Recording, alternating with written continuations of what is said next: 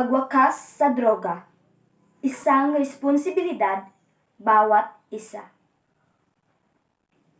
Ang usapin tungkol sa droga ay isang napakabigat at kritikal na issue na kinakaharap ng ating lipunan. Ang droga ay isang mapanganib na substansya na may malalim na epekto sa kalusugan at lipunan. Ito ay nagdudulot ng pagkasira ng buhay ng mga individual, pamilya, at sa komunidad. Sa panahon ngayon, mahalagang pag-usapan at tugunan ang suliraning ito upang maprotektahan ang ating mga mamamayan at maisakatuparan ang isang malusog at ligtas na lipunan. Ang pagpalaganap ng droga ay malawak na epekto sa lipunan. Ito ay nagdudulot ng pagkawala ng disiplina, pagkasira ng moralidad, at pagkabahala sa seguridad ng mga tao. Ang individual na nasasangkot sa droga ay madalas nagiging biktima ng kahirapan, kawalan ng oportunidad, at iba pang suliranin sa buhay. Ang mga ito ay nagiging sanhi ng pagkawatak-watak ng pamilya at pagkasira ng mga pangarap at ambisyon ng mga taong apektado.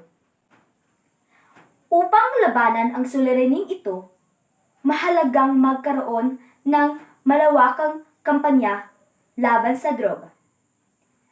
Dapat magkaroon ng malasakit at suporta sa pamahalaan, mga institusyon at mga individual upang matugunan ang mga pangangailangan ng mga taong apektado ng droga.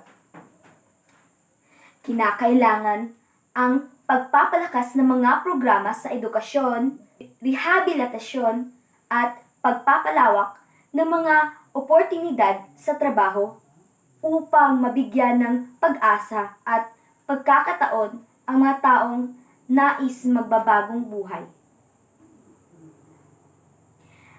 Ang laban sa droga ay isang patuloy na pagpupunyagi na dapat nating isakatuparan.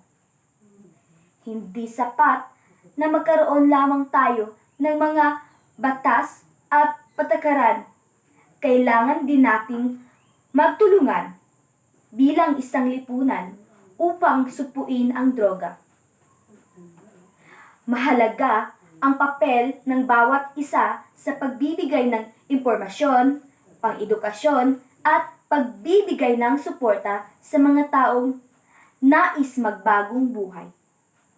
Sa pamamagitan ng pagkakaisa at pagtutulungan, may pag-asa tayong malabanan ang suliraning ito at mabuo ang isang lipunang malaya mula sa droga.